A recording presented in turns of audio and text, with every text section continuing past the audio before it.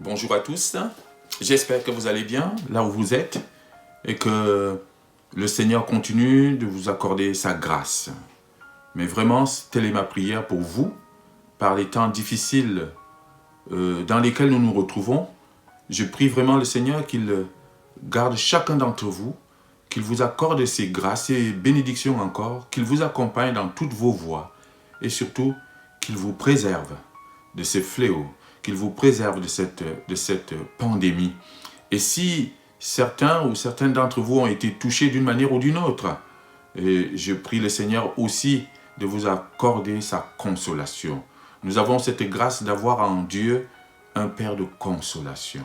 Et il dit, celui qui est dans l'affliction connaîtra la consolation de Dieu. Alors si aujourd'hui vous êtes dans l'affliction, pour quoi que ce soit, si vous êtes dans la tristesse, mais alors que le Seigneur de toute consolation vous accorde sa consolation, son réconfort. Et la parole nous dit, s'il nous console, c'est pour que nous aussi, nous puissions consoler ceux d'entre nous qui peuvent passer par les moments de souffrance. Alors que ce Seigneur-là vous accorde toute sa grâce et toute sa bénédiction. Aujourd'hui, je voulais lire avec vous un psaume, le psaume 57, un psaume qui est attribué à David et qui peut aujourd'hui nous parler à nous aussi. Les psaumes, ce sont ces cantiques, ce sont ces chants et ces prières que justement ce qu'on appelait les psalmistes dans l'Ancien Testament, oui, adressés au Seigneur. Et ils avaient l'habitude justement de s'adresser au Seigneur à travers les psaumes. Et ils passaient par toutes sortes de difficultés, de situations, mais aussi de joie. Et ils avaient pris pour habitude de s'adresser à Dieu à travers ces psaumes pour lui signifier leur joie, leur reconnaissance, mais aussi pour lui présenter leurs difficultés, leurs afflictions, leurs tristesses. C'était vraiment une manière pour eux de rester en connexion et en relation avec leur Dieu. Et c'est ce que nous sommes appelés à faire, nous aussi aujourd'hui, rester en connexion avec Dieu à travers nos prières, à travers nos louanges, à travers sa parole. Nous sommes appelés aussi, quelque part, à être des psalmistes des temps modernes. Alors, je vais lire avec vous le psaume 57, nous lirons dans la version du Semeur. Alors, il nous dit, je lis avec vous, psaume 57, « Ô maître de chant, cantique de David, sur la mélodie de « Ne détruis pas », lorsqu'il s'enfuit, poursuivi par Saül, et se réfugia dans la caverne. Aie pitié de moi, ô Dieu, aie pitié, car en toi je cherche mon refuge. Je me réfugie sous tes ailes, jusqu'à ce que passe le malheur. Oui, j'appelle Dieu, le Très-Haut, Dieu qui mènera tout à bien pour moi, et qu'il m'envoie du ciel son salut, et qu'il réprimande ceux qui me poursuivent. Que Dieu manifeste envers moi sa fidélité, son amour. Je suis entouré de lions, couché au milieu de gens qui consument des humains. Leurs dents sont des lances et des flèches, et leur langue est une épée acérée. Ô Dieu, manifeste ta grandeur au-dessus des cieux, et ta gloire sur toute la terre. Ils ont tendu un filet sur ma route, je suis humilié. Devant moi, ils avaient creusé une fosse, ils y sont tombés en plein. Mon cœur est tranquille, ô mon Dieu, mon cœur est tranquille. Oui, je chante et je te célèbre en musique. Vite, éveille-toi, ô mon âme, vite, éveillez-vous, lutte et lyre. Je veux éveiller l'aurore. Je veux te louer, ô Seigneur, au milieu des peuples, et te célébrer en musique parmi les nations. Ton amour atteint jusqu'aux cieux, ta fidélité jusqu'aux nues. Ô Dieu, manifeste ta grandeur au-dessus des cieux et ta gloire sur toute la terre. Amen.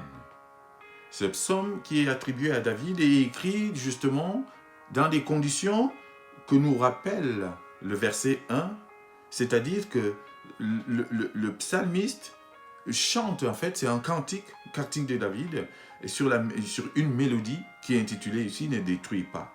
Il le chante, il le dit, il écrit ce psaume au moment où il s'enfuit alors qu'il était poursuivi par les soldats de Saül et qui voulaient le tuer parce que David était promis au trône. Et Saül, qui était roi en ce moment-là, ne l'entendait pas de cette oreille. Et son objectif, c'était vraiment de tuer David pour que lui, Saül, continue à régner.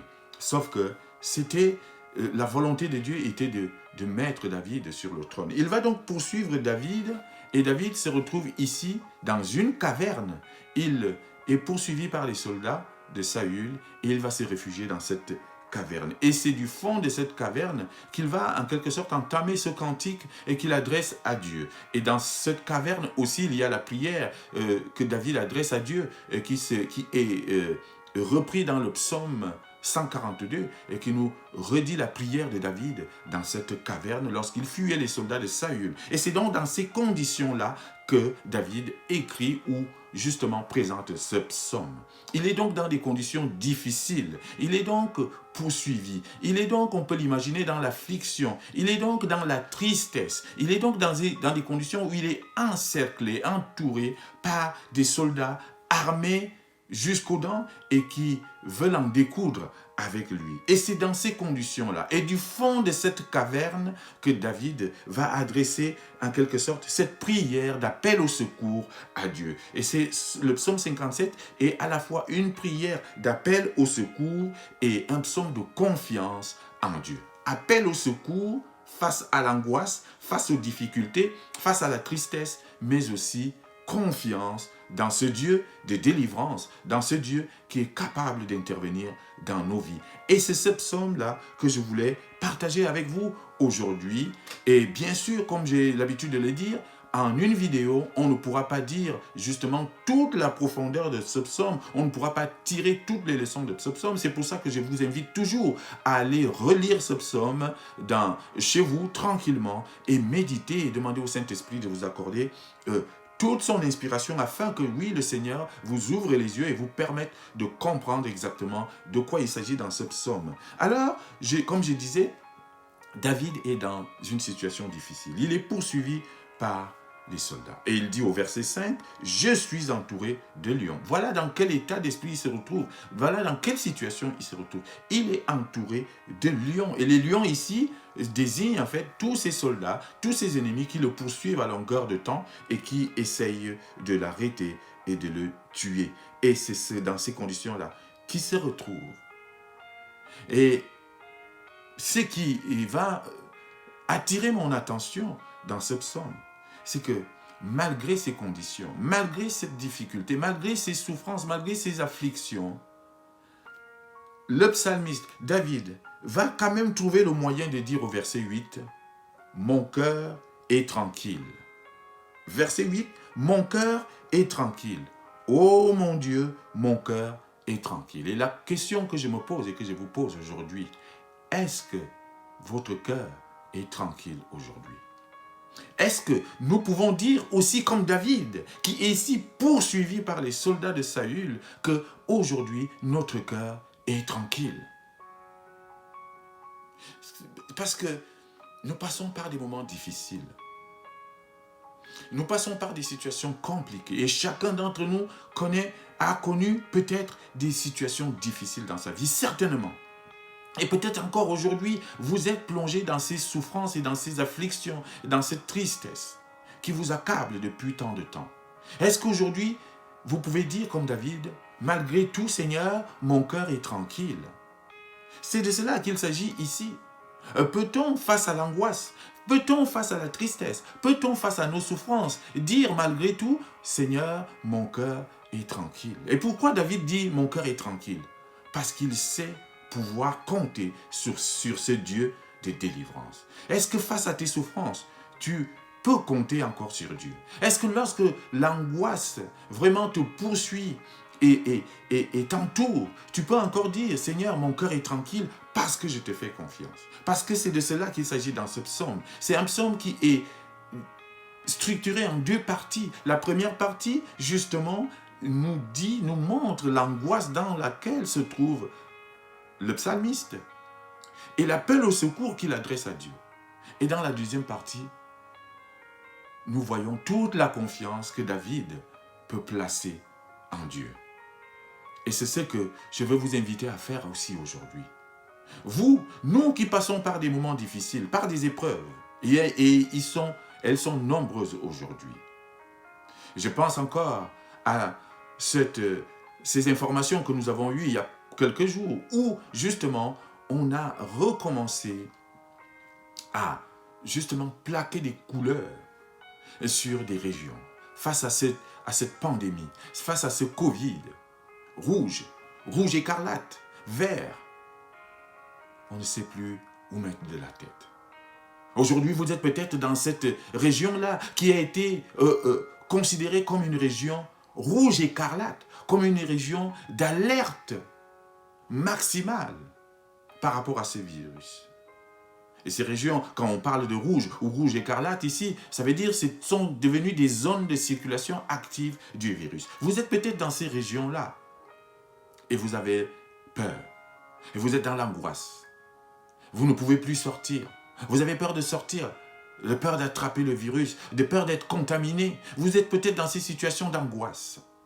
Oui, David dit, je suis entouré de lions. Peut-être que nos lions aujourd'hui, c'est ce Covid-là qui nous encercle partout et qui nous met dans des cases, dans des régions et dans des couleurs. C'est peut-être ça, nos lions aujourd'hui. Peut-être que vous êtes dans cette situation-là. Nos lions, peut-être aujourd'hui, c'est peut-être tes ennemis, tes collègues qui veulent juste te voir tomber par jalousie, par aigreur. Nos lions aujourd'hui qui nous encerclent, c'est peut-être nos maladies par lesquelles nous passons. Ces maladies qui nous consument depuis des années, c'est peut-être ça, tes lions, c'est peut-être ça ton lion, cette maladie qui te poursuit, qui est là. Est-ce que tu peux dire, malgré tout, que ton cœur est tranquille? Est-ce que dans ces conditions-là, on peut encore dire, comme David ici, mon cœur est tranquille? Et ce que la parole veut nous faire comprendre ce matin, chers frères et sœurs, c'est que oui, malgré ces difficultés, malgré ces angoisses, malgré ces lions qui nous entourent, nous pouvons encore dire mon cœur est tranquille. Oui, vous pouvez être tranquille au milieu des tempêtes. Vous pouvez être tranquille, votre cœur peut être tranquille au milieu du Covid. Votre cœur peut être tranquille au milieu des difficultés. Votre cœur peut être tranquille au milieu de vos souffrances. Pourquoi? Parce que vous avez en Dieu, notre Père, celui qui est capable de venir nous délivrer, nous sortir de ces situations. Son amour est immense et son amour ne s'arrête pas à nos situations difficiles. Son amour ne s'arrête pas à nos souffrances. Ce n'est pas parce que nous passons par des épreuves que Dieu a cessé de nous aimer. Nous pouvons continuer à placer toute notre confiance en ce Dieu malgré les difficultés, malgré le Covid, malgré la maladie, malgré les situations par lesquelles nous passons. Parce que nous savons que ce Dieu, un jour, viendra nous délivrer. Parce que c'est avant tout un Dieu de délivrance. Et c'est ce que David fait à travers ce psaume. Face à ces difficultés, il va dire « mon cœur est tranquille ». Et avant de le dire, il va d'abord faire appel à Dieu. Parce que c'est cela qu'il faut aussi. Faire confiance en Dieu, c'est de faire appel à lui lorsque nous sommes dans des difficultés. Même lorsque nous sommes dans la joie, savoir appeler ce Dieu. Rester en connexion avec lui. Et au verset 6, il va dire « Ô Dieu, manifeste ta grandeur au-dessus des cieux. Et ta gloire sur toute la terre. » Oui, malgré le fait qu'il soit entouré de lions,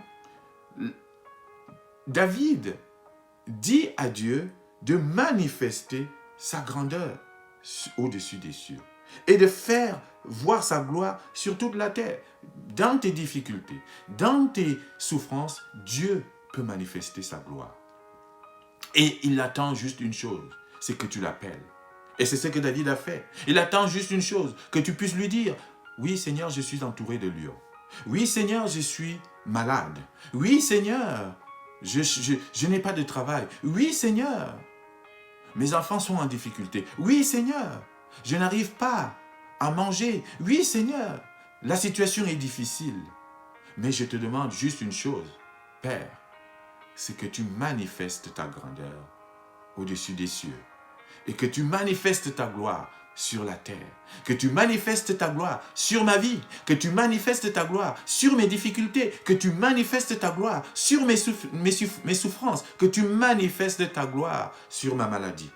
Et ce Dieu qui entend nos prières, ce Dieu qui nous entend lorsque nous l'appelons avec foi, viendra te délivrer de tes souffrances. Et ton cœur peut être tranquille. Oui, notre cœur peut être tranquille malgré la difficulté, malgré la maladie. Et c'est ce que David veut nous faire comprendre ici à travers ce psaume. C'est ce que la parole veut nous faire comprendre ce matin. Chers frères, chères sœurs, malgré tes difficultés, l'amour de Dieu demeure. Et une fois que nous l'avons appelé, David va faire quelque chose ici. Mon cœur est tranquille, oui, mon cœur est tranquille, dit-il au verset 8. Mais à partir du verset 10, il va dire, je vais te louer. Nous devons continuer à louer notre Dieu, même au milieu des tempêtes. Ne nous arrêtons pas de le louer. Ne nous taisons pas parce que nous sommes en difficulté. C'est là que Dieu veut encore nous entendre plus fort. C'est là qu'il veut encore entendre nos chants. C'est là qu'il veut encore entendre nos prières. David va dire au verset 10, « Je veux te louer, ô Seigneur, au milieu des peuples, et te célébrer en musique parmi les nations. » Pourquoi? Parce que justement, David va expérimenter, et il l'a déjà fait en plus par le passé, l'amour immense de Dieu. Face à tes difficultés, Dieu manifeste son amour. Et il veut que tu le célèbres et que tu le loues. Chers frères, ne nous taisons jamais. Quelles que soient les situations difficiles par lesquelles nous passons, ne nous taisons pas face à Dieu. Continuons à le célébrer, à le louer. Disons comme David, je veux te louer. Je veux te louer malgré mes difficultés. Je veux te célébrer en musique parmi les nations. Oui, c'est le moment où jamais, face au Covid, face à toutes ces situations difficiles, que nous connaissons dans le monde, c'est le moment où jamais vous devez vous lever pour louer, pour célébrer. Ce n'est pas le moment de vous taire. Ce n'est pas le moment de fuir Dieu. Ce n'est pas le moment de vous désengager, vous qui êtes déjà dans des églises où vous servez déjà Dieu. C'est le moment où jamais nous devons justement redoubler d'efforts. Et quant à ceux qui ne connaissent pas encore ce Dieu ou qui ne veulent pas le connaître, justement c'est le moment de venir à lui. Parce que tous ces événements qui nous arrivent et qui arrivent dans le monde aujourd'hui sont des signaux qui ont été prévus déjà par la parole de Dieu. C'est le signe, ce sont les signes de la fin des temps. La fin des temps est proche. Le retour de Jésus-Christ est bientôt là. Et c'est pour ça que nous voyons tous ces événements. Et ils vont se multiplier. Je ne veux pas ici s'aimer ou créer de la peur ou de l'angoisse ou quoi que ce soit. Les journaux s'en occupent déjà très bien. Ils le font déjà assez. Je veux juste prévenir ceux qui hésitent encore, ceux qui ne connaissent pas encore Dieu, ou ceux qui le rejettent aujourd'hui. Je vais juste leur dire, il est plus que temps de venir à lui. Parce que justement, le royaume de Dieu est proche. Parce que justement, la fin est proche. Et vous ne pourriez plus dire, on n'a pas entendu. Et c'est pour ça que nous sommes là aussi, à travers ce canal vidéo, pour justement proclamer cette parole et annoncer cette parole de Dieu et dire, il est temps de venir à lui. Et David va nous montrer ici que malgré les difficultés, malgré les souffrances, malgré ces angoisses, nous pouvons être tranquilles parce que nous avons un Dieu de délivrance, un Dieu d'amour. Et son amour, le comble de son amour a été manifesté à travers quoi? Au moment où il a envoyé son fils, l'unique fils qu'il avait, Jésus-Christ, pour venir mourir sur la croix de Golgotha pour nous. Ça a été cela le comble de l'amour de Dieu. Et nous l'avons tous connu. Jésus-Christ est venu mourir sur la croix pour nous. Nous le savons. Et il nous a donné cet amour. Et Dieu a manifesté son amour à travers ce Christ-là, ce Jésus-là. Et aujourd'hui, la seule chose que nous pouvons faire, malgré les difficultés, bien sûr que nous passons encore par des épreuves. Le temps des épreuves est toujours là. Mais malgré cela, nous savons qu'aucune épreuve, aucune difficulté ne peut nous séparer de l'amour de Dieu qui est manifesté en Jésus-Christ, notre Seigneur. C'est ce que l'Épître aux Romains nous dit. Ni la mort, ni la vie, ni les dominations, ni les tribulations, ni la famine, ni quoi que ce soit d'autre, même la mort. Rien de tout cela ne peut nous séparer de l'amour de Dieu, qui a été manifesté en Jésus-Christ. Donc, c'est un message de rappel pour que justement, au milieu de ces épreuves par lesquelles nous passons, au milieu de ces tempêtes, que chacun d'entre nous puisse se ressaisir et comprendre que nous ne devons pas céder à l'angoisse. Même si, justement, en allumant la télé aujourd'hui, nous allons entendre que cela. Même si aujourd'hui, il y a un climat anxiogène et qui est propagé. Nous, les enfants de Dieu, nous qui sommes unis à Christ, nous devons rester calmes, tranquilles au milieu de ces tempêtes. Pourquoi? Parce que nous savons que nous pouvons compter sur notre Dieu, le Dieu de délivrance, qui a manifesté son amour en Jésus-Christ. Alors, chers frères et sœurs, si vous avez quelque chose à retenir aujourd'hui, c'est que vous pouvez être tranquille au milieu de ces tempêtes. Et être tranquille, ça veut dire aussi respecter les autorités, respecter les règles sanitaires, respecter tout ce qui est mis en place pour justement combattre ce virus. La parole nous invite à respecter les autorités. Et toutes les décisions qu'ils prennent, on peut les critiquer, on peut en penser ce qu'on veut, mais nous devons les respecter. Et c'est cela aussi, honorer Dieu. Mais au milieu de tout cela, sachez que nous avons le protecteur, le bouclier, c'est Dieu lui-même. C'est lui notre masque, c'est lui notre geste barrière, c'est lui le meilleur, c'est lui qui peut maintenant manifester justement cette distanciation entre nous et le virus. Que le Seigneur vous accompagne, vous accorde grâce et vous donne la possibilité, oui, d'avoir un cœur tranquille malgré les épreuves. Amen.